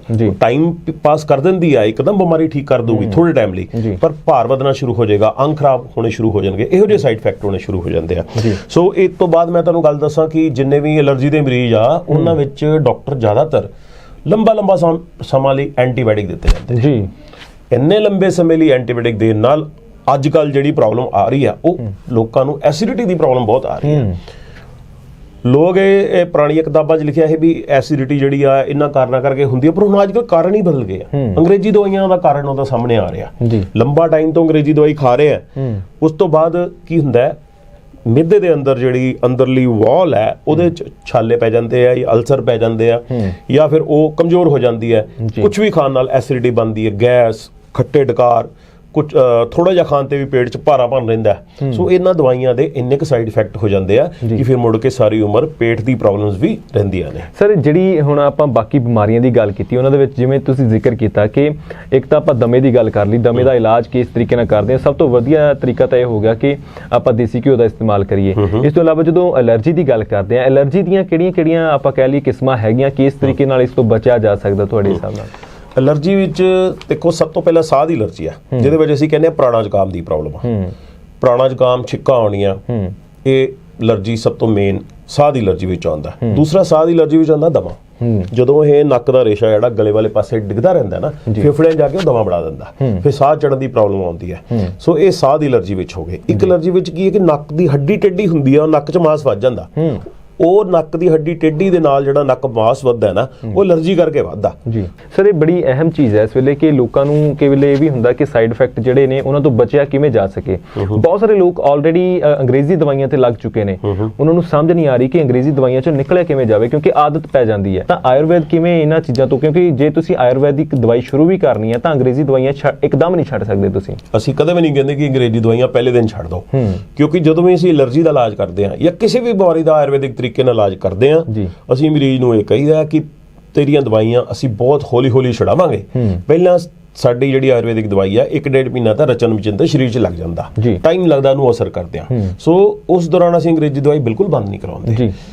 ਅਸੀਂ ਜਦੋਂ ਮਰੀਜ਼ ਨੂੰ ਲੱਛਣ ਉਹਦਿਆਂ 'ਚ ਆਰਾਮ ਆਉਣਾ ਸ਼ੁਰੂ ਹੋ ਜਾਂਦਾ, ਫਿਰ ਹੌਲੀ ਕਰਕੇ ਪਹਿਲਾਂ ਟਿਪ ਡਾਊਨ ਕਰਦੇ ਆ ਦਵਾਈਆਂ। ਇੱਕਦਮ ਕਰਨ ਨਾਲ ਸਰੀਰ ਦੇ ਵਿੱਚ ਜਿੱਦਾਂ ਸਰੀਰ ਦਾ ਨੁਕਸਾਨ ਕਰਨ ਵਾਲੀ ਗੱਲ ਹੋ ਜਾਂਦੀ ਹੈ। ਪਹਿਲੇ ਇੱਕ ਗੋਲੀ ਖਾ ਰਿਹਾ, ਉਹਨੂੰ ਕਹਿੰਦੇ ਅੱਧੀ ਗੋਲੀ ਤੇ ਆ, ਅੱਧੀ ਤੋਂ ਫਿਰ ਚੌਥਾ ਹਿੱਸਾ, ਇਸ ਤਰ੍ਹਾਂ ਕਰਕੇ ਹੌਲੀ ਘਟਾ ਕੇ ਜਾ। ਦੇਸੀ ਦਵਾਈ ਸਾਡੀ ਖਾਓ, ਜਦੋਂ ਇਹ ਬਿਮਾਰੀ ਘਟਦੀ ਜਾਵੇ ਨਾਲ ਦੀ ਨਾਲ ਦਵਾਈਆਂ ਵੀ ਘਟਾਉਂਦੇ ਜਾਓ। ਡਾਕਟਰ ਸਾਹਿਬ ਜਦੋਂ ਚਮੜੀ ਦੀ ਐਲਰਜੀ ਦੀ ਅਸੀਂ ਗੱਲ ਕਰਦੇ ਹਾਂ ਤਾਂ ਇਹ ਵੀ ਬਹੁਤ ਵੱਡੀ ਦਿੱਕਤ ਹੈ ਲੋਕਾਂ ਦੇ ਲਈ, ਤਾਂ ਇਹ ਕਿੰਨੀ ਕੁ ਤਰ੍ਹਾਂ ਦੀ ਹੈਗੀ ਆ, ਇਹਦੇ ਇਲਾਜ ਕਿਵੇਂ ਨੇ? ਚਮੜੀ ਦੀ ਐਲਰਜੀ ਜਿਹੜੀ ਆ ਮੁੱਖ ਤੌਰ ਤੇ 3 ਤਰ੍ਹਾਂ ਦੀ ਹੁੰਦੀ ਹੈ। ਨੰਬਰ 1 ਹੁੰਦਾ ਛਪਾਕੀ, ਜਿਹਨੂੰ ਕਹਿੰਦੇ ਆ ਆਰਟੀਕੇਰੀਆ, ਜਾਂ ਪਿੱਤ ਕਹਿੰਦੇ ਆ, ਜਾਂ ਹਿੰਦੀ ਸਟੇਟਾਂ ਵਿੱਚ ਇਹਨੂੰ ਪਿੱਤੀ ਕਹਿ ਦਿੰਦੇ ਆ, ਪਿੱਤੀ ਉਛਲਣਾ ਕਹਿ ਦਿੰਦੇ ਆ।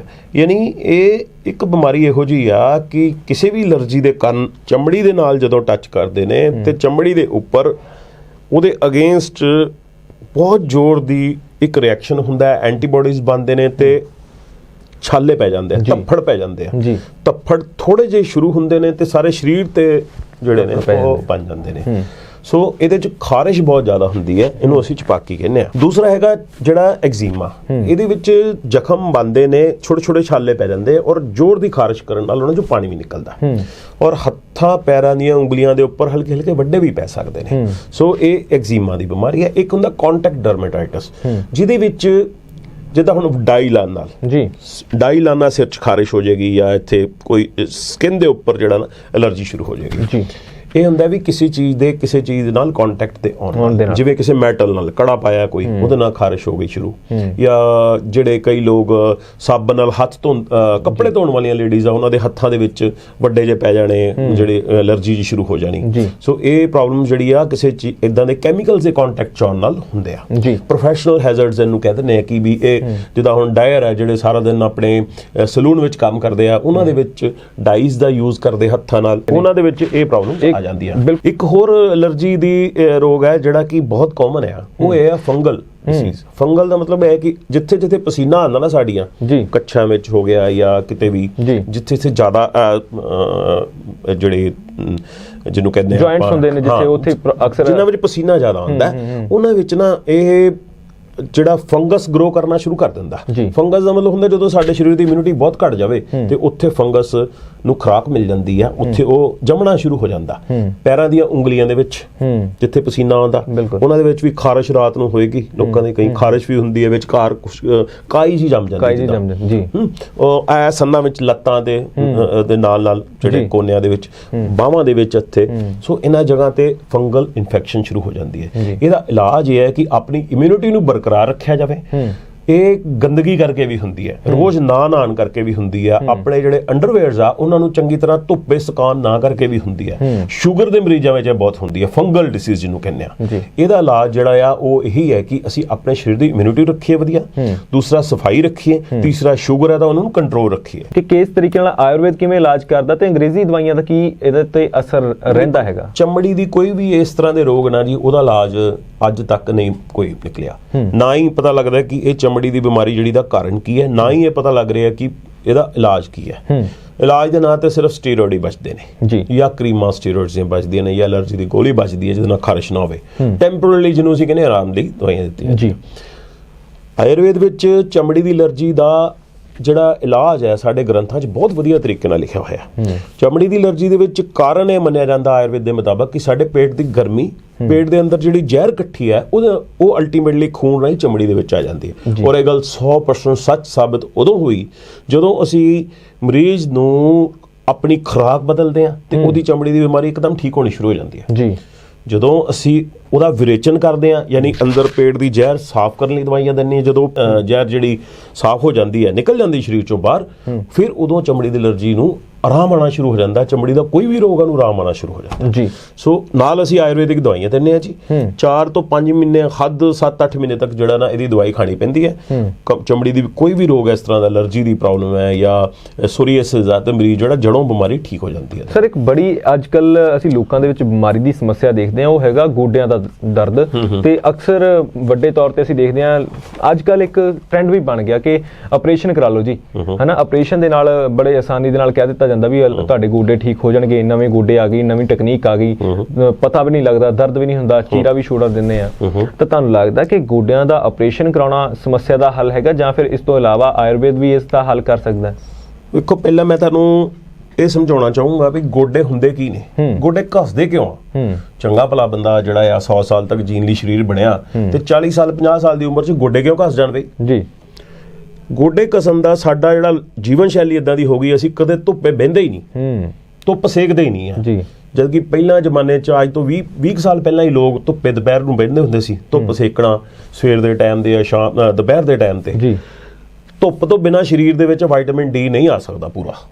ਵਧੀਆ ਵਿਟਾਮਿਨ ਡੀ ਸਾਡੇ ਸਰੀਰ ਨੂੰ ਨਹੀਂ ਮਿਲ ਸਕਦਾ ਬਿਨਾਂ ਧੁੱਪ ਦੇ। ਖੁਰਾਕ ਜਿੰਨੀ ਮਰਜ਼ੀ ਵਧੀਆ ਖਾ ਲਈਏ, ਅੱਜ ਤੁਸੀਂ ਜੇ ਟੈਸਟ ਕਰਾ ਲਓ ਨਾ ਕਿਸੇ ਵੀ ਜਵਾਨ ਬੰਦਿਆਂ ਦੇ, ਉਹਨਾਂ 'ਚੋਂ 100 ਚੋਂ 90 ਬੰਦਿਆਂ 'ਚ ਵਿਟਾਮਿਨ ਡੀ ਬਹੁਤ ਘੱਟ ਹੋਊਗਾ।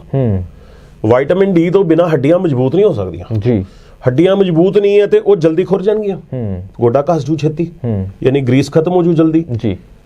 ਸੋ ਗੋਡੇ ਦੇ ਘਸਣ ਦਾ ਮੁੱਖ ਕਾਰਨ ਇਹ ਦੇਖਿਆ ਗਿਆ ਅੱਜ ਦੀ ਜੀਵਨ ਸ਼ੈਲੀ ਦੇ ਵਿੱਚ। ਦੂਸਰਾ, ਸਾਡੀ ਖੁਰਾਕ ਇਸ ਤਰ੍ਹਾਂ ਦੀ ਆ, ਕੈਮੀਕਲਸ ਵਾਲੀ ਖੁਰਾਕ ਨਾਲ ਗੋਡੇ ਦੇ ਅੰਦਰਲੀ ਜਿਹੜੀ ਝਿੱਲੀ ਹੈ ਜਾਂ ਜਿਹਦੇ ਆਲੇ ਦੁਆਲੇ ਗੋਡੇ ਦੀ ਹੱਡੀ ਜਿਹੜੀ ਮੂਵ ਕਰਦੀ ਹੈ, ਜਿਹਨੂੰ ਅਸੀਂ ਕੁਸ਼ਨ ਕਹਿੰਦੇ ਆ, ਜਿਹਨੂੰ ਸੌਫਟ ਮੈਟਰ ਕਹਿੰਦੇ ਆ ਦੇ ਅੰਦਰ, ਉਹ ਘਸ ਜਾਂਦੀ ਹੈ। ਝਿੱਲੀ ਘਸ ਜਾਂਦੀ ਹੈ ਜਾਂ ਜਿਹਨੂੰ ਅਸੀਂ ਗਰੀਸ ਕਹਿੰਦੇ ਆ, ਉਹ ਖਤਮ ਹੋ ਜਾਂਦੀ ਹੈ। ਯਾਨੀ ਕਿ ਜਿਹੜੀ ਵਿੱਚ ਸੌਫਟਨੈਸ ਹੈ ਨਾ, ਉਹ ਖਤਮ ਹੋ ਜਾਂਦੀ ਹੈ। ਹੱਡੀਆਂ ਆਪਸ ਵਿੱਚ ਵੱਜਣਾ ਸ਼ੁਰੂ ਹੋ ਜਾਂਦੀਆਂ। ਜਦੋਂ ਹੱਡੀਆਂ ਆਪਸ ਵਿੱਚ ਵੱਜਣਗੀਆਂ ਨਾ, ਉਦੋਂ ਉਹ ਕੜਕੜ ਦੀ ਆਵਾਜ਼ ਆਊਗੀ, ਦਰਦ ਹੋਊਗੀ, ਆਲੇ ਦੁਆਲੇ ਗੋਡਾ ਜਿਹੜਾ ਉਹ ਸੋਜ ਪੈ ਜਾਊਗੀ ਜੀ। ਗੋਡੇ 'ਚ ਲਾਲਗੀ ਵੀ ਆ ਸਕਦੀ ਹੈ, ਗੋਡਾ ਦਰਦ ਰਹਿੰਦਾ ਹੈ। ਥੋੜਾ ਜਿਹਾ ਤੁਰਨ ਫਿਰਨ ਤੇ ਗੋਡਾ ਦਰਦ ਸ਼ੁਰੂ ਹੋ ਜਾਊਗਾ ਜੀ। ਚੌਂਕੜੀ ਨਹੀਂ ਮਾਰ ਕੇ ਬੈਠਿਆ ਜਾਊਗਾ, ਪੌੜੀਆਂ ਨਹੀਂ ਚੜਿਆ ਜਾਊਗਾ।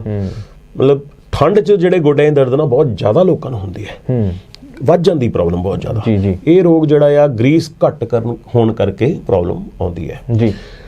ਔਰ ਮੈਂ ਤੁਹਾਨੂੰ ਇਹ ਵੀ ਗੱਲ ਦੱਸਦਾ ਕਿ ਜਦੋਂ ਸਾਡੇ ਸਰੀਰ ਦਾ 100% ਅੰਗ ਕੋਈ ਖਰਾਬ ਹੋ ਜੇ ਨਾ, ਜੀ। ਉਦੋਂ ਹੀ ਬਦਲਾਉਣ ਵਾਸਤੇ ਸਾਨੂੰ ਜਾਣਾ ਚਾਹੀਦਾ। ਬਿਲਕੁਲ। 70% ਵੀ ਅੰਗ ਖਰਾਬ ਹੋਵੇ ਤੇ ਅਸੀਂ ਉਹਨੂੰ 10-15 ਸਾਲ ਵਧੀਆ ਕੱਢ ਸਕਦੇ ਹਾਂ। ਕਿਉਂਕਿ ਕੁਦਰਤੀ ਚੀਜ਼ ਜਿਹੜੀ ਬਣੀ ਹੋਈ ਆ ਉਹਦੀ ਰੀਸ ਆਪਾਂ ਨਹੀਂ ਕਰ ਸਕਦੇ ਕਿਸੇ ਵੀ ਆਰਟੀਫੀਸ਼ੀਅਲ ਚੀਜ਼। ਨਕਲੀ ਅੰਗ ਕਦੇ ਵੀ ਅਸਲੀ ਗੋਡੇ ਦੀ ਰੀਸ ਨਹੀਂ ਕਰ ਸਕਦਾ। ਸਰ ਬੇਸਿਕਲੀ ਲੱਛਣ ਜਿਹੜੇ ਕੀ ਹੁੰਦੇ ਨੇ, ਇਹਦੇ ਮੁੱਖ ਕਾਰਨ ਕੀ ਲੱਗਦੇ ਨੇ ਤੁਹਾਨੂੰ, ਜਿਨ੍ਹਾਂ ਤੋਂ ਸਾਵਧਾਨ ਰਹਿਣਾ ਚਾਹੀਦਾ? ਦੇਖੋ, ਇਹਦੇ 'ਚ ਇੱਕ ਤਾਂ ਭਾਰ ਬਹੁਤ ਜ਼ਿਆਦਾ ਹੋਣਾ ਜੀ, ਇੱਕ ਤਾਂ ਵਿਟਾਮਿਨ ਡੀ ਦੀ ਕਮੀ ਹੋਵੇ। ਸਭ ਤੋਂ ਪਹਿਲਾਂ ਤੁਸੀਂ ਦੱਸਿਆ ਕਮਜ਼ੋਰ ਹੱਡੀਆਂ ਤਾਂ ਜਿਵੇਂ ਮਰਜ਼ੀ ਥੋੜਾ ਜਿਹਾ ਵਰਤਣ ਨਾਲ ਵੀ ਉਹਨਾਂ ਨੂੰ ਘਸ ਜਾਊਗੀਆਂ। ਦੂਸਰਾ, ਭਾਰ ਜ਼ਿਆਦਾ ਹੋਏਗਾ, ਯਾਨੀ ਕਿ ਕਾਰ ਦੇ ਉੱਪਰ ਟਰੱਕ ਦਾ ਭਾਰ ਪਾ ਦਾਂਗੇ ਤਾਂ ਉਹ ਜਿਹੜਾ ਟਾਇਰ ਹੈ ਉਹ ਜਲਦੀ ਘਸ ਜਾਣਗੇ। ਬਿਲਕੁਲ, ਇਹ ਕਾਰਨ ਹੈ। ਤੀਸਰਾ ਹੈ ਕਿ ਅਸੀਂ ਜਿਹੜਾ ਐਕਸਰਸਾਈਜ਼ ਕਰਦੇ ਨੇ ਸਪੋਰਟਸਮੈਨ, ਹਾਰਡ ਸਟਰਕਚਰ ਦੇ ਉੱਪਰ, ਪੱਥਰ ਦੇ ਉੱਪਰ ਕਰਦੇ ਨੇ, ਉਹ ਜ਼ੋਰ ਲਾ ਕੇ ਜਦੋਂ ਭੱਜਦੇ ਨੇ ਨਾ ਤੇ ਉਹ ਗੋਡਿਆਂ ਦੇ ਉੱਪਰ ਜ਼ਿਆਦਾ ਜ਼ੋਰ ਪੈਂਦਾ। ਔਰ ਜਿਹੜੇ ਤੁਹਾਡੇ ਸ਼ੂਜ਼ ਨੇ ਨਾ ਉਹਦੇ ਵਿੱਚ ਵੀ ਥੱਲੇ ਅੱਜ ਕੱਲ੍ਹ ਕੁਸ਼ਨ ਆਉਣੇ ਸ਼ੁਰੂ ਹੋ ਗਏ ਨੇ। ਇਦਾਂ ਦਾ ਕੁਸ਼ਨ ਹੋਵੇ ਕਿ ਗੋਡਿਆਂ ਤੇ ਜ਼ੋਰ ਨਾ ਪਵੇ। ਇਹ ਕਾਰਨ ਜਿਹੜੇ ਮੇਨ ਨੇ। ਹੁਣ ਜਦੋਂ ਮਰੀਜ਼ ਨੂੰ ਗੋਡਿਆਂ ਦਾ ਦਰਦ ਸ਼ੁਰੂ ਹੁੰਦਾ ਨਾ ਤੇ ਉਹ ਡਾਕਟਰ ਕੋਲ ਜਾਂਦਾ, ਐਕਸਰੇ ਦੇਖਿਆ ਜਾਂਦਾ ਜਾਂ MRI ਕਰਾਇਆ ਜਾਂਦਾ, ਉਹਦੇ ਚ ਆ ਜਾਂਦਾ ਗੋਡਾ ਘਸਿਆ ਹੋਇਆ ਤੇ ਚਲੋ ਜੀ ਗੋਡਾ ਬਦਲਾ ਲਓ, ਜਾਂ ਪੇਨ ਕਿਲਰ ਦਿੱਤੇ ਜਾਂਦੇ ਨੇ ਜਾਂ ਗੋਡਾ ਬਦਲਾਉਣ ਨੂੰ ਕਿਹਾ ਜਾਂਦਾ, ਆਪਰੇਸ਼ਨ ਕਰਾ ਲਓ। ਹੁਣ ਪੇਨ ਕਿਲਰ ਜਿਹੜੇ ਨੇ ਉਹ ਤੁਹਾਨੂੰ ਪਤਾ ਅੱਜ ਸਾਰੀ ਦੁਨੀਆ ਉਤੋਂ ਸਾਵਧਾਨ ਹੋ ਗਈ ਹੈ। ਪੇਨ ਕਿਲਰ ਗੁਰਦੇ ਤੇ ਲਿਵਰ ਖਰਾਬ ਕਰਦੇ ਨੇ ਲੰਬੇ ਟਾਈਮ ਲਈ। 1-2 ਦਿਨਾਂ ਲਈ, 4-5 ਦਿਨਾਂ ਲਈ ਲੈਣਾ ਕੁਝ ਨਹੀਂ ਹੁੰਦਾ। ਜੇ ਲੰਬਾ ਟਾਈਮ ਅਸੀਂ ਪੇਨ ਕਿਲਰ ਤੇ ਪੈ ਜਾਈਏ ਨਾ, ਸਾਡੇ ਗੁਰਦਿਆਂ ਦੇ ਉੱਪਰ ਅਸਰ, ਸਾਡੇ ਲਿਵਰ ਦੇ ਉੱਪਰ ਅਸਰ ਹੋ ਜਾਣਾ, ਗੁਰਦੇ ਫੇਲ ਹੋਣ ਤੱਕ ਆ ਜਾਂਦੇ ਨੇ। ਦੂਜਾ ਹੈਗਾ ਆਪਰੇਸ਼ਨ। ਹੁਣ ਜਦੋਂ ਬੰਦੇ ਦਾ ਭਾਰ ਜ਼ਿਆਦਾ ਹੋਊ, BP ਸ਼ੂਗਰ ਹੋਊਗਾ, ਉਹਦਾ ਆਪਰੇਸ਼ਨ ਕਰ ਲੈਣਾ ਕਿੰਨਾ ਰਿਸਕੀ ਹੋਊਗਾ, ਲਾਈਫ ਥ੍ਰੈਟਨਿੰਗ ਹੋਊਗਾ, ਕਿਸੇ ਵੇਲੇ ਵੀ ਕੁਝ ਆਪਰੇਸ਼ਨ ਦੇ ਦੌਰਾਨ ਵੀ ਪ੍ਰੋਬਲਮ ਆ ਸਕਦੀ ਹੈ। ਸੋ ਬਿਨਾਂ ਭਾਰ ਘਟਾਇਓ ਆਪਰੇਸ਼ਨ ਵੀ ਨਹੀਂ ਕਰਾਉਣਾ ਚਾਹੀਦਾ। ਔਰ ਗੋਡੇ ਦੀ ਵੀ ਆਪਣੀ ਲਾਈਫ ਆ, 10 ਸਾਲ ਚੱਲਣਾ, 15 ਸਾਲ ਚੱਲਣਾ, ਸਾਰੀ ਉਮਰ ਗੋਡਾ ਨਹੀਂ ਚੱਲ ਸਕਦਾ ਤੇ ਫਿਰ ਉਸ ਤੋਂ ਬਾਅਦ ਗੋਡਾ ਦੁਬਾਰਾ ਬਦਲ ਵੀ ਨਹੀਂ ਹੋਣਾ। ਸੋ ਇਸ ਕਰਕੇ ਇਹ ਤੋਂ ਹੱਲ ਇਹਦਾ ਇਹ ਕਰਨਾ ਚਾਹੀਦਾ ਵੀ ਜਦੋਂ 100% ਗੋਡਾ ਖਰਾਬ ਹੋਵੇ ਉਦੋਂ ਹੀ ਉਹ ਬਦਲਾਉਣ ਬਾਰੇ ਸੋਚਣਾ ਚਾਹੀਦਾ। ਆਮ ਤੌਰ ਤੇ ਇਦਾਂ ਨਹੀਂ ਹੁੰਦਾ। ਆਮ ਤੌਰ ਤੇ 70-80% ਗੋਡੇ ਖਰਾਬ ਵਾਲਿਆਂ ਨੂੰ ਹੀ ਕਹਿ ਦਿੱਤਾ ਜਾਂਦਾ ਵੀ ਗੋਡਾ ਬਦਲਾ ਲਓ, ਸਭ ਨੂੰ ਇਦਾਂ ਹੀ ਕਿਹਾ ਜਾਂਦਾ। 70-80% ਗੋਡਾ ਖਰਾਬ ਆ ਤਾਂ ਉਹਦੇ ਵਿੱਚ ਅਸੀਂ ਉਹਦੀ ਵਿਟਾਮਿਨ ਡੀ, ਉਹਦੀ ਜਿਹੜਾ ਕੈਲਸ਼ੀਅਮ ਲੈਵਲ ਆ ਪੂਰਾ ਕਰਕੇ ਉਹਨਾਂ ਨੂੰ ਮਜ਼ਬੂਤ ਬਣਾਉਂਦੇ ਆ, ਉਹਦੇ ਆਲੇ ਦੁਆਲੇ ਦੇ ਮਸਲਸ ਨੂੰ ਮਜ਼ਬੂਤ ਬਣਾਉਂਦੇ ਆ, ਉਹਦੇ ਗੋਡੇ ਦੇ ਅੰਦਰਲੀ ਗਰੀਸ ਜਿਹੜੀ ਆ ਖਤਮ ਹੋਈ ਉਹਨੂੰ ਬਣਾਉਣ ਲਈ ਅਸੀਂ ਦਵਾਈਆਂ ਦਿੰਦੇ ਆ ਤਾਂ ਕਿ ਗਰੀਸ ਦੁਬਾਰਾ ਬਣ ਜਾਵੇ। ਔਰ ਪੇਸ਼ੈਂਟ ਜਿਹੜਾ ਆ 10-15 ਸਾਲ ਬਿਨਾਂ ਆਪਰੇਸ਼ਨ ਤੋਂ ਆਰਾਮ ਨਾਲ ਚੱਲਦਾ, ਬਿਨਾਂ ਦਰਦ ਦੇ। ਦਰਦ ਵੀ ਠੀਕ ਹੋ ਜਾਂਦੀ ਆ, ਕੜਕੜ ਦੀ ਆਵਾਜ਼ ਆਉਣੀ ਵੀ ਠੀਕ ਹੋ ਜਾਂਦੀ ਆ, ਔਰ ਉਸ ਤੋਂ ਬਾਅਦ ਜਿਹੜਾ 10-15 ਸਾਲ ਕੁਝ ਨਹੀਂ ਹੁੰਦਾ। ਜਾਣੀ ਕਿ ਆਪਾਂ ਸਿੱਧੇ ਤੌਰ ਤੇ ਕਹੀਏ ਕਿ ਦਵਾਈਆਂ ਤਾਂ ਜ਼ਰੂਰੀ ਹੈਗੀਆਂ ਪਰ ਨਾਲ ਦੀ ਨਾਲ ਪਰਹੇਜ਼ ਜ਼ਰੂਰੀ ਹੈ। ਉਸ ਤੋਂ ਜ਼ਿਆਦਾ ਜ਼ਰੂਰੀ ਹੈ ਕਿ ਆਪਣੇ weight ਨੂੰ ਵੀ ਕਾਬੂ ਕੀਤਾ ਜਾਵੇ, ਕਿਉਂਕਿ ਗੋਡਿਆਂ ਦੇ ਉੱਪਰ ਉਨਾ ਹੀ ਬੋਝ ਪਵੇਗਾ ਤਾਂ ਉਨਾ ਹੀ ਉਹ ਖਰਾਬ ਹੋਣ ਦਾ ਡਰ ਜ਼ਿਆਦਾ। ਅਸੀਂ ਜਦੋਂ ਮਰੀਜ਼ ਨੂੰ ਆਯੁਰਵੈਦਿਕ ਦਵਾਈਆਂ ਦੇ ਪਾਉਂਦੇ ਆ, ਨਾਲ ਅਸੀਂ weight ਕੰਟਰੋਲ ਕਰਨ ਵਾਸਤੇ ਡਾਈਟ ਚਾਰਟ ਵੀ ਦਿੰਦੇ ਆ ਕਿ ਆਹ ਖੁਰਾਕ ਖਾਣੀ ਹੈ, ਇਸ ਤਰ੍ਹਾਂ ਦੀ ਖੁਰਾਕ ਖਾਣੀ ਹੈ ਕਿ ਭਾਰ ਜਿਹੜਾ 4-5 ਕਿਲੋ ਘਟੇ ਘੱਟੋ ਘੱਟ। 4-5 ਕਿਲੋ ਭਾਰ ਘਟਣਾ ਤੇ ਨਾਲ ਦਵਾਈਆਂ ਦੇਣਾ, ਮਰੀਜ਼ ਬਿਲਕੁਲ ਘੋੜੇ ਵਾਂਗੂ ਦੌੜਨਾ ਸ਼ੁਰੂ ਹੋ ਜਾਂਦਾ, ਦਰਦ ਸਭ ਗਾਇਬ ਹੋ ਜਾਂਦੀ ਹੈ, ਕੋਈ ਕੜਕੜ ਦੀ ਆਵਾਜ਼ ਨਹੀਂ ਆਉਂਦੀ, ਕਿਉਂਕਿ ਬਹੁਤ ਹੀ ਪ੍ਰੋਬਲਮ ਜਿਹੜੀ ਉਹਦੇ ਨਾਲ ਹੀ ਠੀਕ ਹੋ ਜਾਂਦੀ ਹੈ। ਬਿਲਕੁਲ, ਅਸੀਂ तमाम ਮਸਲਿਆਂ ਤੇ ਚਰਚਾ ਕੀਤੀ ਹੈ ਹੁਣ ਤੱਕ, ਪਰ ਨਾਲ ਦੀ ਨਾਲ ਜੇ ਤੁਹਾਡੇ ਜ਼ਿਹਨ ਦੇ ਵਿੱਚ ਵੀ ਕੋਈ ਸਵਾਲ ਹੈਗੇ ਤਾਂ ਤੁਸੀਂ ਕਮੈਂਟ ਬਾਕਸ ਦੇ ਵਿੱਚ ਵੀ ਲਿਖ ਸਕਦੇ ਹੋ, ਤਾਂ ਜੋ ਜਦੋਂ ਅਸੀਂ ਅਗਲੀ ਵਾਰ ਡਾਕਟਰ ਸਾਹਿਬ ਨੂੰ ਤੁਹਾਡੇ ਰੂਬਰੂ ਕਰੀਏ ਤਾਂ ਉਹਨਾਂ ਦੇ ਜਵਾਬ ਵੀ ਅਸੀਂ ਲੈਂਦੇ ਚੱਲੀਏ। ਸਰ, ਨਾਲ ਦੀ ਨਾਲ ਜਦੋਂ ਅਸੀਂ ਗੱਲ ਕਰਦੇ ਹਾਂ, ਕਿਉਂਕਿ ਕਿਸੇ ਲਈ ਵੀ ਬਹੁਤ ਵੱਡੀ ਪ੍ਰਾਪਤੀ ਹੁੰਦੀ ਹੈ ਆਪਣੇ ਦੇਸ਼ ਨੂੰ ਰਿਪਰੈਜ਼ੈਂਟ ਕਰਨਾ ਇੱਕ ਹਿਸਾਬ ਨਾਲ। ਜਦੋਂ ਜਰਮਨ ਦੇ ਵਿੱਚ ਜਾ ਕੇ ਇੰਨਾ ਮੌਕਾ ਮਿਲਿਆ, ਆਪਾਂ ਕਹਿ ਲਈਏ ਪਾਕ ਮੌਕਾ ਕਹਿ ਲਈਏ ਜਿਹੜਾ ਮਿਲਿਆ ਤੁਹਾਨੂੰ, ਤਾਂ ਉਸ ਵੇਲੇ ਜ਼ਿਹਨ ਦੇ ਵਿੱਚ ਕੀ ਚੱਲ ਰਿਹਾ ਸੀਗਾ? ਕਿਸ ਤਰੀਕੇ ਨਾਲ ਸੋਚਿਆ ਸੀ ਵੀ ਕਦੇ ਇੱਥੇ ਪਹੁੰਚਾਂਗੇ, ਜਾਂ ਇਸ ਤਰੀਕੇ ਨਾਲ ਸੋਚਿਆ ਵੀ ਨਹੀਂ ਸੀਗਾ ਵੀ ਇੱਥੇ ਪਹੁੰਚਣ ਦਾ ਮੌਕਾ ਮਿਲੇਗਾ? ਅਸੀਂ ਪਹਿਲਾਂ ਤਾਂ ਤੁਹਾਨੂੰ ਇੱਕ ਗੱਲ ਦੱਸਦੇ ਆ, ਮੈਂ ਤੇ ਮੇਰੀ ਵਾਈਫ ਅਸੀਂ ਬੈਠੇ ਸੀਗੇ, ਅਸੀਂ ਰਿਸਰਚ ਤਾਂ ਬਣਾਈ ਹੋਈ ਸੀ ਪਹਿਲਾਂ, ਕਿਉਂਕਿ ਇੰਨੇ ਮਰੀਜ਼ਾਂ ਦਾ ਜੜੋਂ ਇਲਾਜ ਜਦੋਂ ਕੀਤਾ ਹੋਵੇ, ਜਦੋਂ ਹਜ਼ਾਰਾਂ ਮਰੀਜ਼ ਜਿਹੜੇ ਤੁਸੀਂ ਐਲਰਜੀ ਦੇ ਠੀਕ ਕੀਤੇ ਨੇ, ਤਾਂ ਤੁਸੀਂ ਨੈਚੁਰਲੀ ਉਹਦੇ ਉੱਪਰ ਇੱਕ ਹੈਰਾਨੀਜਨਕ ਗੱਲ ਹੈ ਵੀ ਜਿੱਥੇ ਅੰਗਰੇਜ਼ੀ ਇਲਾਜ ਜਿਹੜੇ ਨੇ ਫੇਲ ਹੋ ਜਾਂਦੇ ਨੇ, ਕਦੇ ਠੀਕ ਨਹੀਂ ਪ੍ਰੋਬਲਮ ਹੁੰਦੀ, ਉਹ ਤੁਹਾਡੇ ਮਰੀਜ਼ ਜਿਹੜੇ ਬਿਲਕੁਲ ਚੰਗੇ ਭਲੇ ਤੁਰੇ ਫਿਰਨ, ਔਰ ਤੁਹਾਡੇ ਜਿਹੜੇ ਮਰੀਜ਼ ਜਿਹੜੇ ਬਿਲਕੁਲ ਠੀਕ ਹੋਣ ਤੁਹਾਡੀਆਂ ਦੇਸੀ ਦਵਾਈਆਂ ਨਾਲ, ਜਿਨ੍ਹਾਂ ਦਾ ਕੋਈ ਸਾਈਡ ਇਫੈਕਟ ਵੀ ਨਹੀਂ। ਹੁਣ ਜਦੋਂ ਐਡੇ ਵੱਡੇ ਪੱਧਰ ਤੇ ਅਸੀਂ ਇੰਨਾ ਕੰਮ ਕਰ ਚੁੱਕੇ ਸੀ ਤੇ ਅਸੀਂ ਆਬਵੀਅਸ ਹੈ ਕਿ ਅਸੀਂ ਰਿਸਰਚ ਵਰਕ ਤਿਆਰ ਕਰਨਾ ਸੀ। ਜਿਹੜੇ ਮਰੀਜ਼ ਠੀਕ ਹੋਏ, ਕਿੱਦਾਂ ਠੀਕ ਹੋਏ, ਉਹਨਾਂ ਨੂੰ ਕੀ ਦਿੱਤਾ, ਪਹਿਲਾਂ ਕਿੰਨੇ ਮਹੀਨੇ ਦਵਾਈ ਖਾਧੀ, ਉਹਨਾਂ ਦਾ ਕੀ ਕੀਤਾ, ਹਰ ਚੀਜ਼ ਟ੍ਰਾਇਲਸ ਕਰਕੇ ਅਸੀਂ ਲਵਲੀ ਯੂਨੀਵਰਸਿਟੀ ਦੀ ਹੈਲਪ ਨਾਲ ਕੀਤਾ ਸੀਗਾ, ਉਹਨਾਂ ਦੇ ਸਾਇੰਟਿਸਟ ਦੀ ਹੈਲਪ ਨਾਲ, ਉਹਨਾਂ ਦੀ ਲੈਬੋਰਟਰੀਜ਼ ਵਿੱਚ। ਉਹ ਰਿਸਰਚ ਪੇਪਰ ਅਸੀਂ ਬਣਾਇਆ ਤਾਂ ਹੋਇਆ ਸੀ ਪਹਿਲਾਂ, ਪਰ ਸਾਨੂੰ ਇੱਕ ਪਤਾ ਲੱਗਾ ਕਿ ਜਰਮਨੀ ਵਿੱਚ ਕਾਨਫਰੰਸ ਹੋ ਰਹੀ ਹੈ ਜਿਹੜੀ ਕਿ ਸਾਰੇ ਯੂਰਪ ਦਾ ਹੱਬ ਹੈ, ਔਰ ਪੂਰੇ ਵਰਲਡ ਦੇ ਜਿਹੜੇ ਸਾਇੰਟਿਸਟ ਆ ਉਹਨਾਂ ਦੀ ਨਜ਼ਰ ਉਹਨਾਂ ਉੱਤੇ ਹੁੰਦੀ ਹੈ ਵੀ ਇੱਥੇ ਕਿਹੜੀ ਨਵੀਂ ਖੋਜ ਆ ਰਹੀ ਹੈ। ਉੱਥੇ ਜ਼ਿਆਦਾਤਰ ਰਿਸਰਚਿਸ ਪੇਸ਼ ਹੁੰਦੀਆਂ ਨੇ ਜੀ। ਸਾਨੂੰ ਉੱਥੇ ਇਨਵਾਈਟ ਕੀਤਾ ਗਿਆ। ਫਿਰ ਅਸੀਂ ਉੱਥੇ ਜਦੋਂ ਗਏ ਤੇ ਅਸੀਂ ਦੇਖਿਆ ਤੇ ਇਹ ਤਾਂ ਬਹੁਤ ਵੱਡਾ ਪਲੇਟਫਾਰਮ ਹੈ, ਇੱਥੇ ਤਾਂ ਬਹੁਤ ਦੁਨੀਆ ਤੋਂ ਬੜੀ ਕੰਟਰੀਜ਼ ਵਿੱਚੋਂ ਲੋਕ ਆਏ ਹੋਏ ਸੀਗੇ, ਸਾਇੰਟਿਸਟ ਆਏ ਸੀ, ਲੋਕਾਂ ਵਾਸਤੇ ਨਹੀਂ ਸੀਗਾ, ਮੇਨਲੀ ਉਹ ਵੱਡੇ ਲੈਵਲ ਦੇ ਸਾਇੰਟਿਸਟ ਵਾਸਤੇ ਸੀਗਾ।